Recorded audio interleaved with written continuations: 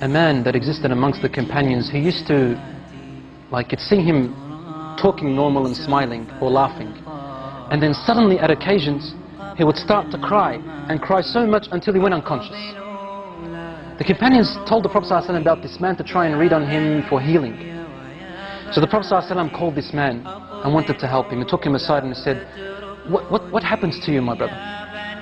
The man said to him, Ya Rasulullah, I was never going to tell anyone this, but now that you've asked me, I must tell you. Before I embraced Islam, I used to have a daughter. And when she was born, I wanted to bury her, because the cultural ideology came into my mind.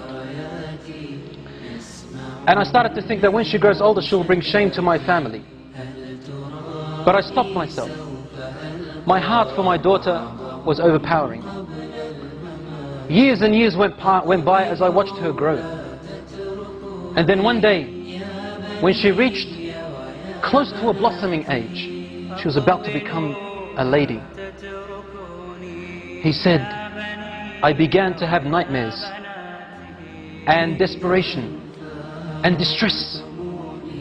The pain of my culturalism came into me, thinking of the shame that my daughter is going to bring with me if she walked off with another fellow, and brought shame to all my ancestors.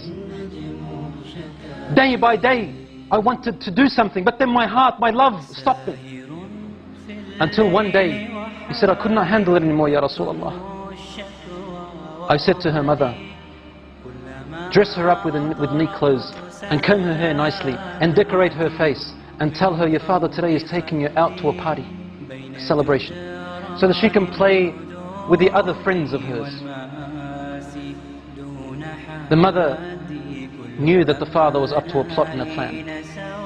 So she dressed her daughter up. She combed her hair while she was crying. The mother was crying. And she powdered her face and made her nice while the mother was crying. The daughter's asking, what's wrong, mother? And the mother would say, nothing, daughter. She's not allowed, otherwise the husband will beat her, or probably even kill her. The daughter said, Daddy's taking me out for a celebration. I love my dad. After decorating her, the father came along in the evening, and he took his daughter. The wife grabbed her husband's hand and said to him, and whispered to him, but his daughter could hear. And she said some words that made his heart shiver, and the daughter to remember.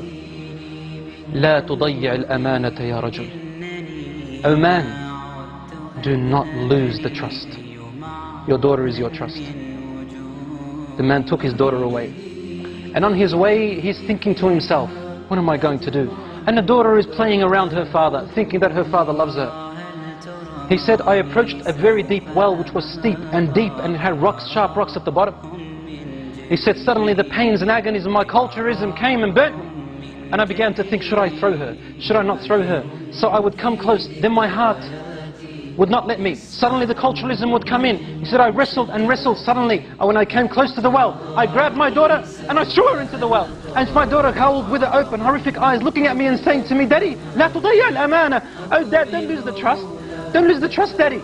And the man then threw her into the well. He said, Ya Rasulullah. She kept falling, saying, لا تضيع الأمانة يا أبي. لا تضيع الأمانة, until her tiny voice went away. I couldn't hear her anymore and she died, Ya Rasulullah. The Prophet ﷺ looked up at him and his beard was soaked with tears. And the Prophet ﷺ's beard was soaked with tears, and he said to him, if Allah subhanahu wa ta'ala was to allow me to punish anyone for the killing and murder of anyone before Islam, I would have started with you.